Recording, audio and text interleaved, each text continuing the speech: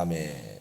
자, 오늘은 참된 예배와 기도가 있는 곳에 찾아오시는 하나님, 그런 주제로 말씀을 전하겠습니다. 참된 예배와 기도가 있는 곳에 찾아오시는 하나님. 참된을 빼고 여기 형식적인 예배와 기도가 있는 곳에, 그건 아닙니다, 여러분. 참된 예배와 기도가 있는 곳에 찾아오시는 하나님.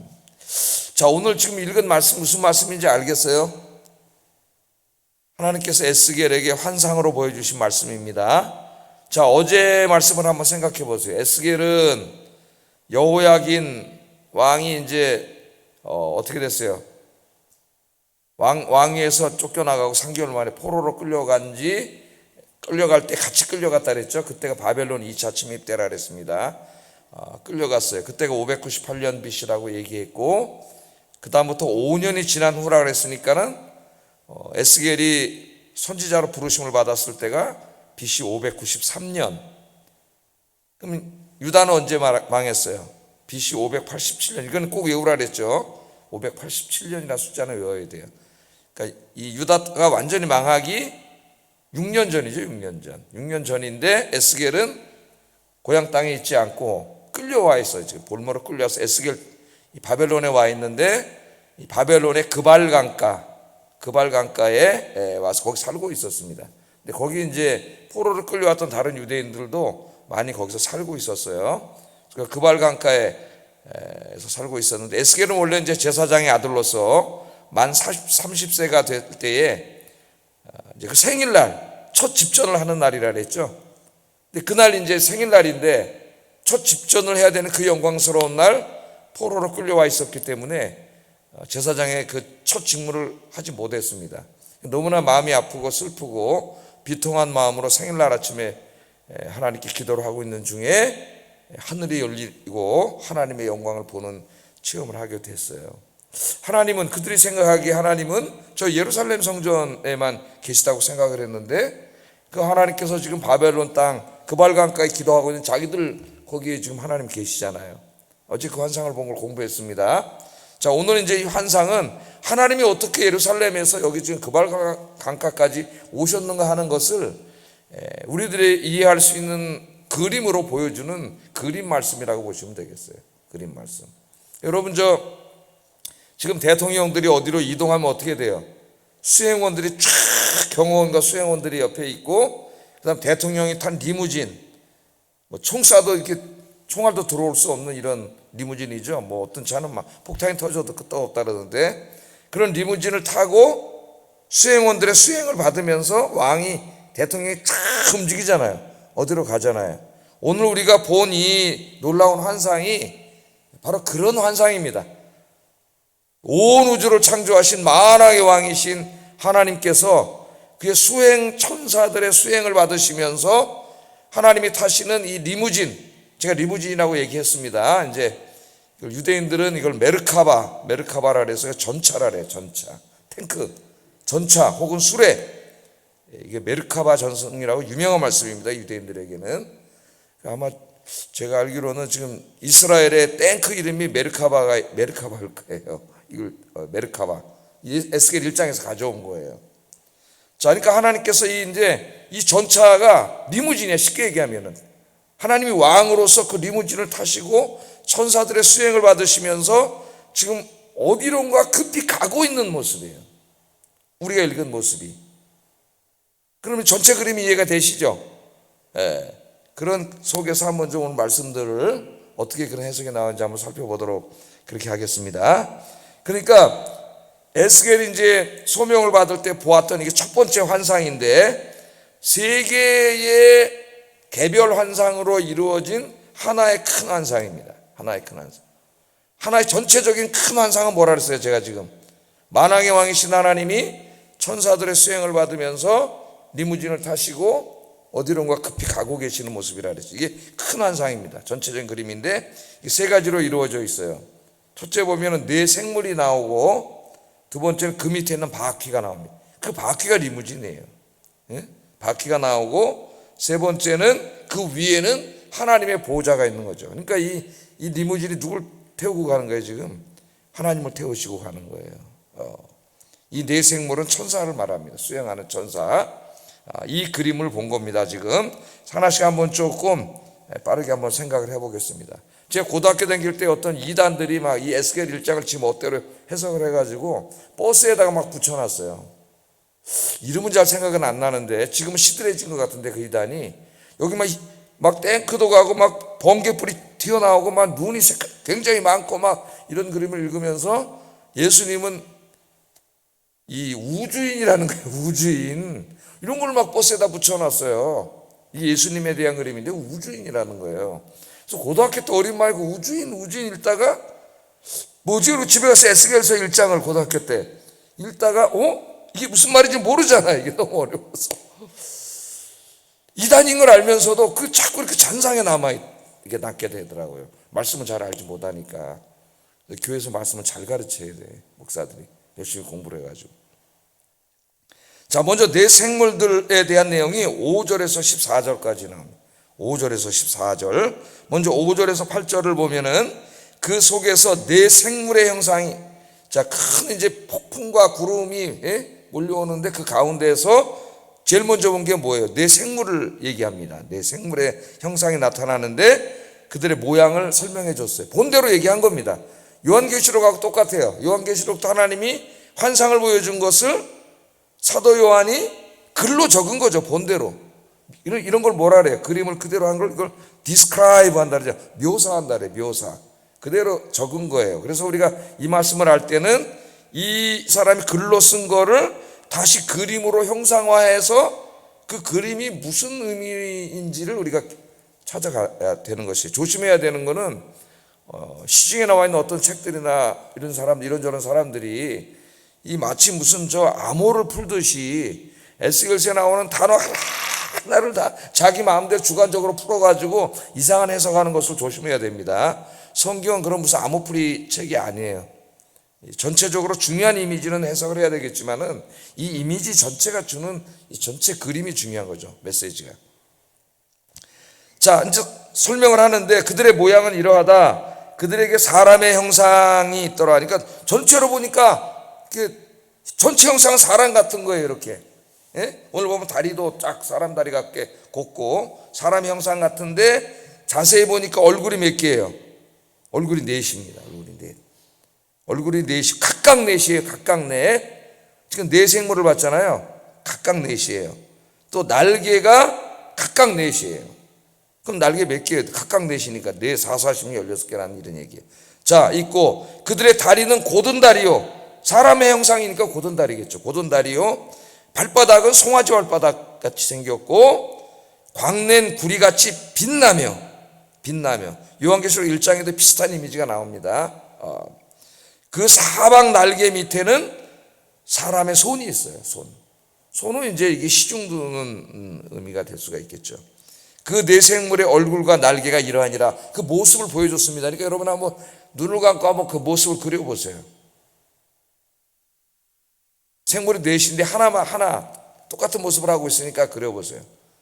얼굴이 넷인데 얼굴의 앞에는 사람의 모습이고 뒤는 독수리 모습이고 오른쪽은 사자 모습이고 왼쪽은 소의 모습이에요.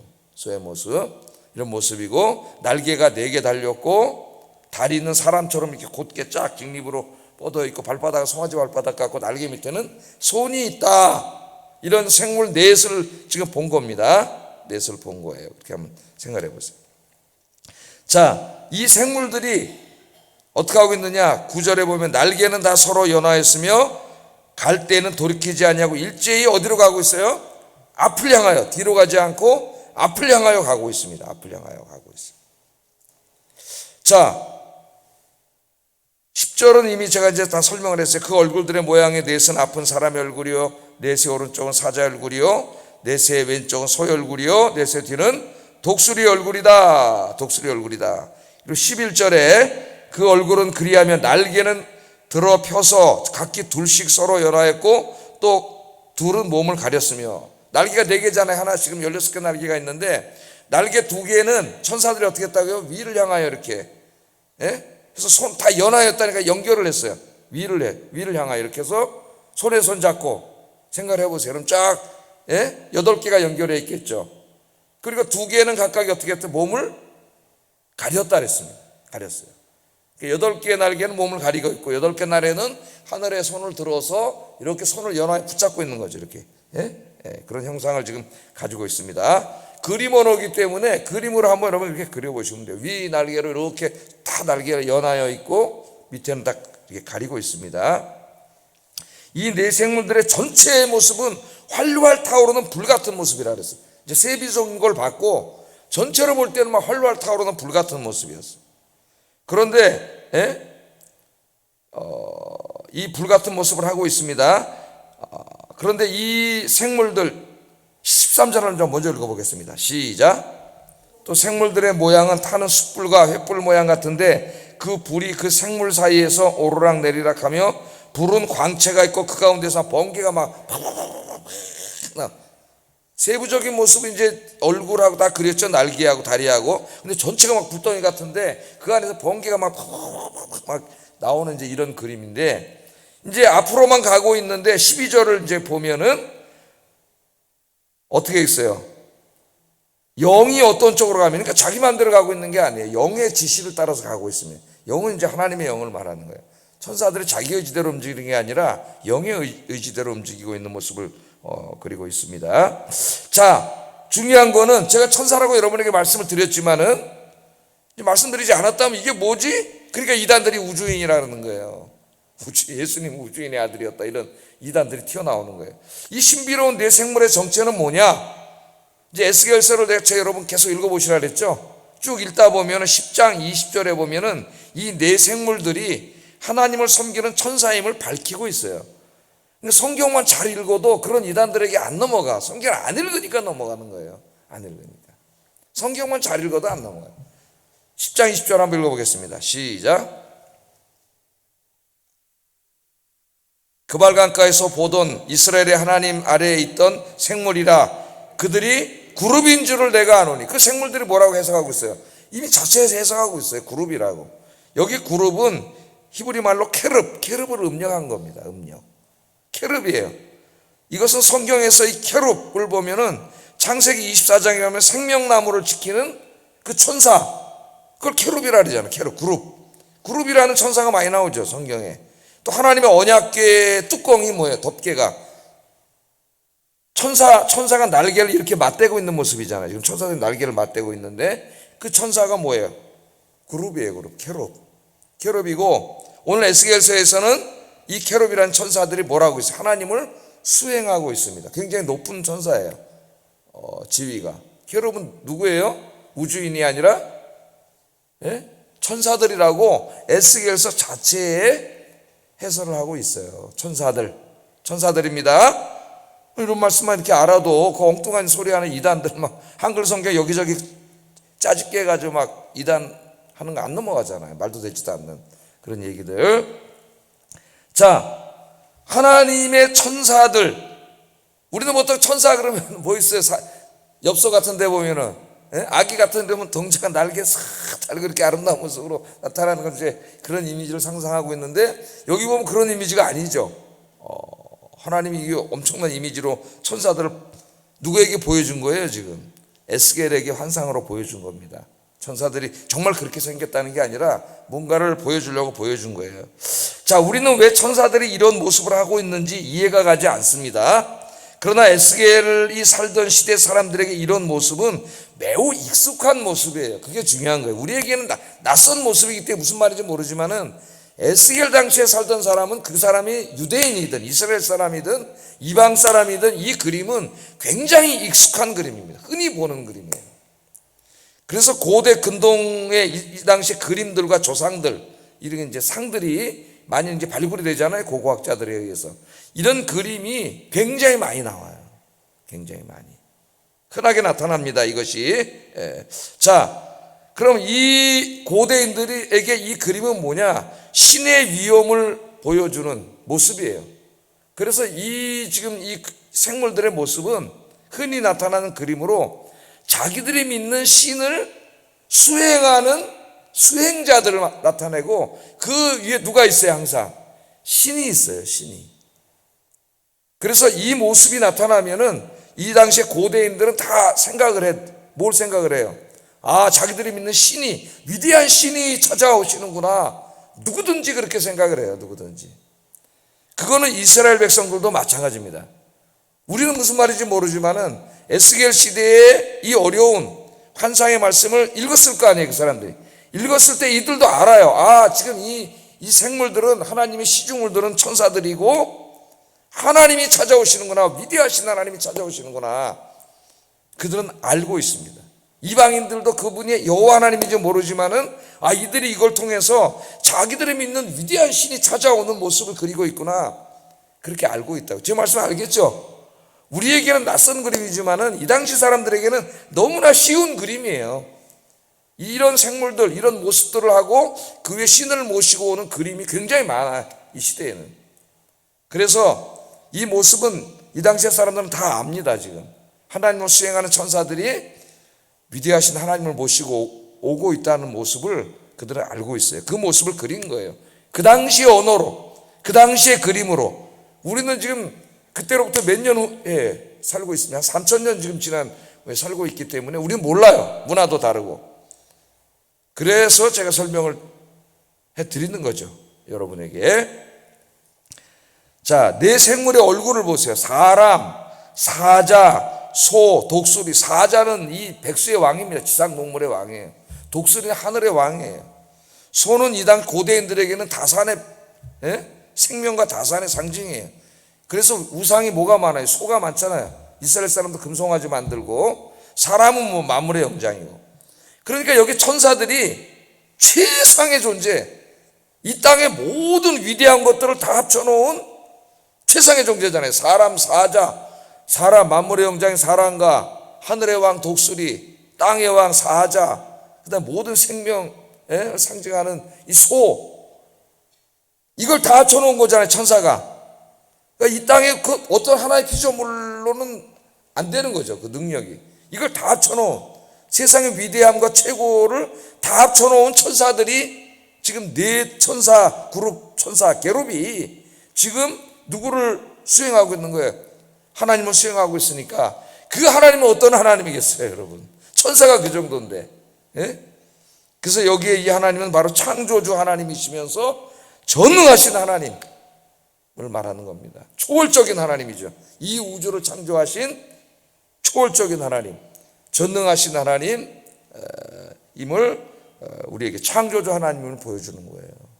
이 내 얼굴이, 그래서 내 얼굴을 그렇게 보여준 겁니다. 자, 특별히 여기 넷이라는 숫자가 반복해서 나오는데, 넷은 동서남북. 이 위대하신 창조주 하나님이 그가 창조하는 온 우주 동서남북 모든 곳을 다 하나님의 선하신 주권으로 다스리고 있음을 보여주는 겁니다. 다스리고 있습니다. 자, 그 다음에 이제 밑에 15절부터 21절까지 보면은 바퀴들이 나오잖아요. 바퀴들이 있는데, 여기 천사들을 보니까 천사들이 아까 어떻게 했다 그랬어요? 날개를 이렇게 다 연결해가지고 두 날개는 가리고, 날개 가렸다는 이제 겸손 뭐 해석할 수 있어요. 잘못하면은 알레고리가 돼요. 그래서 이제 그렇게까지는 안 가겠고, 움직이고 있잖아요. 움직이고 있는데 날개짓을 해서 움직이는 것도 아니고 걸어서 움직이는 것도 아니에요. 다리도 있는데. 그 천사들이 움직이고 있는데 천사들을 움직이는 것은 바퀴입니다. 그러니까 지금으로 하면 자동차를 탄 거죠. 자동차를. 걸어가는 게 아니에요. 지금 차를 탔어요. 그 차가 이제 밑에 있는 바퀴가 15절부터 21절까지 나옵니다. 이 수레인데 하나님 타시는 이것을 히브리 말로 메르카바라래. 메르카바 전차라는, 전차. 왜냐하면 이제 바퀴를 있다 보면은 꼭 탱크 바퀴 같이 생겼어요, 이 바퀴가. 자, 15절에 보면 내가 그 생물들을 보니 그 생물들 곁에 있는 땅 위에는 바퀴가 있는데 그 내 얼굴을 따라 하나씩 있다. 그렇게 말합니다. 바퀴가 있어요. 그런데 이 바퀴는 일반 수레바퀴가 아니에요. 옛날에 고대 수레바퀴는 그냥 동그란 거 하나잖아요. 그냥 이렇게 소가 끄는 대로 앞으로만 가잖아요. 뒤로 가고 앞으로 가고. 근데 이 바퀴는 그렇지가 않아요. 바퀴 안에 또 바퀴가 있다 그랬어요. 바퀴 안에 또 바퀴가. 그리고 그래서 이 바퀴는 앞과 뒤로만 가는 게 아니라 360도 아무 데나 갈 수 있는, 아무 데나 가는 바퀴입니다. 이게 바퀴 안에 또 바퀴가 있어가지고 16, 17절 한번 읽어보겠습니다. 시작.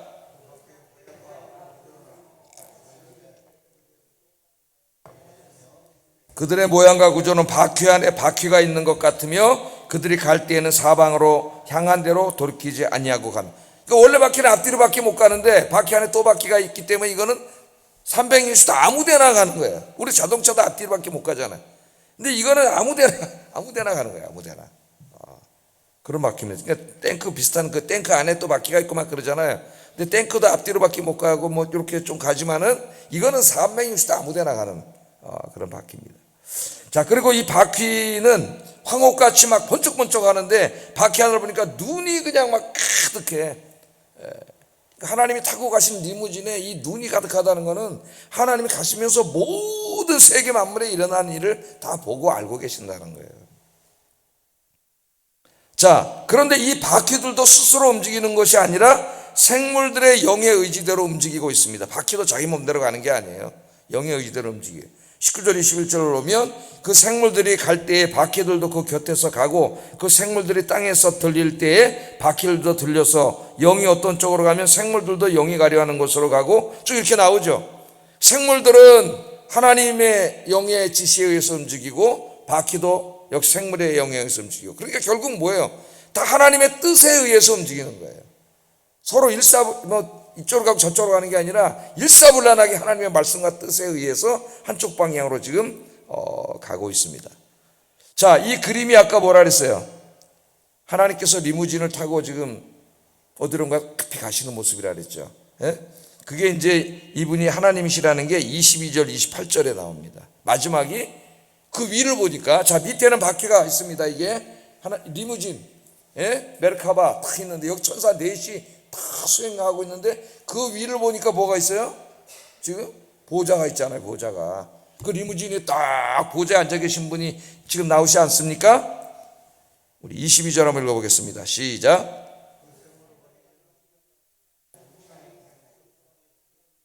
그들의 머리 위에 펼쳐져 있고 26절 그 머리 위에 있는 궁창 위에 보좌의 형상인 보좌가 있죠. 그 모양이 남보석 같고 그 보좌 형상 위에 한 형상이 있어 사람의 모양 같더라. 하나님이시죠. 하나님을 본 거예요. 그럼 전체 그림이 지금 복잡하게 나왔지만은 딱 그려지시잖아요. 위에 하나님의 보좌가, 자동차에 의자가 있지 않습니까? 왕이 타는 의자가 보좌에 하나님 딱 앉아 계시고 이 네 생물 천사, 이 케룹이라는 천사들이 하나님을 딱 수행하고 있고 그 밑에는 리무진이 딱 메르카바가 지금 어디론가 가고 있는 이런 그림입니다. 천사들을 이렇게 복잡한 모습으로 그린 것은 그 시대 사람들은 그냥 쉽게 이해한다 그랬죠. 그 시대 사람들에게 여기 타신 분, 이 신이 창조주 하나님, 전능하신 하나님임을 보여주는 그림이라 그랬어요. 그림. 우리에게는 어려운 그림이지만 그 시대 사람들은 딱 보면 안다. 딱 보면 안다. 이방인들도 그분이 여호와인지는 몰라도 저들이 자기들이 믿는 지금 신을 얘기하고 있구나 이렇게 딱 알고 있다. 모든 사람들이 지금 그 모습을 말씀을 드렸습니다.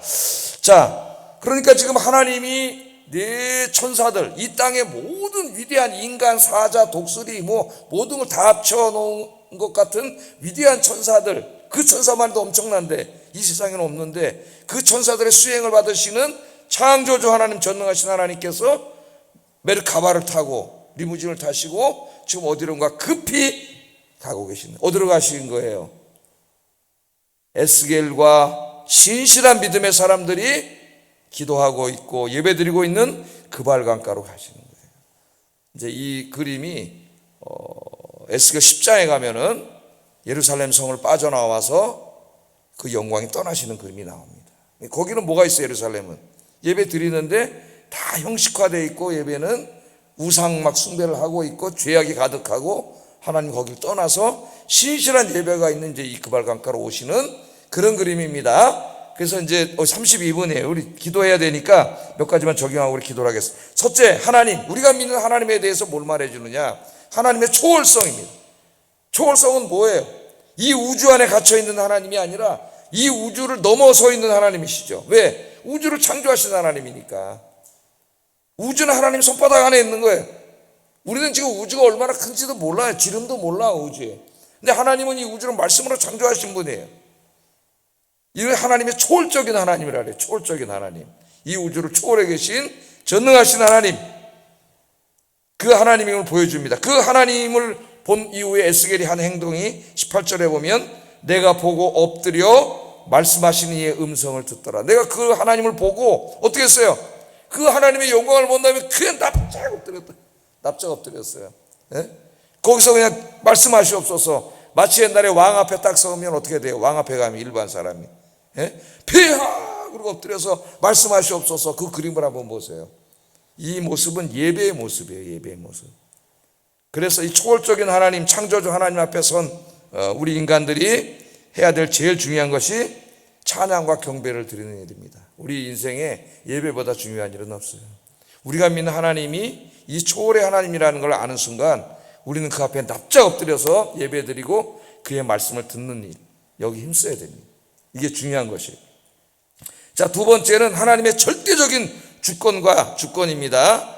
하나님이 온 우주 만주를 창조하신 초월적인 하나님, 전능하신 하나님이신데 그 하나님이 우주를 창조해 놓은 다음에 그냥 자연 법칙, 도덕 법칙을 만들어 놓고 네 마음대로 굴러가라 스스로 그렇게 하지 않으시고, 지금 서양 철학자들은 그렇게 생각을 하잖아요. 신학자들이. 하나님이 어떻게 해요? 직접 다스리셔요. 지금 이 시간에도 온 우주 만물도. 그래서 이 지금 우주가 존재하고 있는 거예요. 하나님 다스리지 않으면 이 우주는 서로 부대끼고 충돌하고 우리 지구도 벌써 뭐 별똥들이 떨어지고 위성이 떨어져 다 죽었어요. 하나님이 다 섭리하고 계시는 거예요. 이 우주 만물을, 또 인간의 역사도, 간혹 인간의 죄 때문에 전쟁도 있고 끔찍한 일도 벌어지지만 그래도 하나님이 지켜주시기 때문에 그 죄 가운데서도 이 질서가 유지되는 거예요. 인간의 역사도. 우리 인생도 마찬가지예요. 우리 인생의 길흉화복, 생사화복이 다 하나님께 달려있는 거예요. 하나님 절대적인 주권하에 있습니다. 그래서 우리 인생이 때는 힘든 일도 있고 어려운 일도 있겠지만은 하나님이 선하신 뜻 가운데 있다. 우리는 그걸 믿어야 됩니다. 로마서 8장 28절 한번 읽어보겠습니다. 시작. 모든 것이 협력하여 선을 이루느니라. 아멘. 그래서 여러분, 좋은 일이 있을 때는 뭐 별로 시험에 안 들겠죠. 그러나 힘들고 고통스러운 일이 있을 때 우리가 낙마하기 쉬운데, 그때에도 당장은 힘들지만은 그 고난을 통해서 이루시고자 하시는 하나님의 선하신 뜻이 있습니다. 그걸 하나님 주권, 섭리라 그러죠. 여기에 대한 믿음이 있으면 흔들리지 않아요. 내가 힘들지만은 하나님 이것을 통해서 나를 깨닫게 하시고 또 나에게 더 큰 선한 뜻을 이루려고 잠깐 고난을 주셨는 줄로 믿습니다. 제가 이 고난에 담긴 하나님의 뜻을 이해하고 잘 이겨나게 해주세요. 이제 기도할 수 있는 힘이 생기는 거예요. 마지막으로는 이제 오늘 전체 제목과 관계가 있습니다. 하나님의 임재하심을 보여주잖아요. 임재하심. 하나님은 저기 초월에 계신 하나님이신데, 우주를 창조하신 하나님이신데 그 하나님이 저기에 초월해 있는 것만이 아니라 지금 누구를 찾아오고 계세요? 참된 예배를 드리고 참된 기도를 하고 있는 에스겔과 그발강가에 있는 이스라엘 백성들을 향하여 찾아오고 계시, 그의 전차를 타고 수행 천사들을 거느리시고 하나님 지금 탁 찾아오셔요. 그걸 임재라래. 임재. 하나님은 저 우주 바깥에 초월해 계신 전능하신 하나님이시면서 또한 우리 인간이 살고 있는 삶의 현장으로 찾아오셔서 우리와 함께 계심, 그게 임재예요. 임재. 함께 계시는 하나님, 우리 기독교가 믿는 하나님입니다. 초월성과, 하나님이 초월해 계시지 않는다면은 인간의 문제를 해결하실 수가 없어요. 초월해 계시기 때문에 전능하시고 모든 문제를 해결하실 수 있어요. 그런데 초월만에 계시면 또 인간의 문제를 해결할 수가 없어요. 그 초월하신 하나님, 전능하신 하나님이 찾아오시는 거예요. 심지어는 한 사람 한 사람의 인생에 찾아오셔요. 그러니까 얼마나 감사해요. 그래서 다윗이 시편 8편을 노래한 겁니다. 그 전능하신 하나님이 한낱 미문에 불과한 자기 같은 인생에 찾아오셔서 관심을 갖고 계시다는, 너무 감사한 거 아닙니까? 밤에 하늘에 별을 보다가 그런 은혜가 있는 것이죠. 그래서 하나님은 참된 예배와 기도가 있는 곳에 찾아오셔서 함께 계신 하나님입니다. 여러분에게 지금 이 시간에 적용해 보세요. 하나님께서는 분단의 땅, 대한민국, 마포구, 아현동, 우리가 예배드리고 있는 이곳에 찾아오십니다. 이곳에 모인 우리들이 참된 예배를 드리고 진정한 참된 기도를 하고 있다면 하나님 곳에 찾아오세요. 여러분이 집에서 아무리 초가상간에 살고 있다 하더라도 거기서 여러분이 무릎을 꿇고 에스겔처럼, 여기 있는 경건한 사람들처럼 진정으로 하나님께 예배드리고 집에서 무릎 꿇고 기도하고 있다면은 그것은 여러분 혼자 있는 곳이 아닙니다. 누가 찾아오셔요?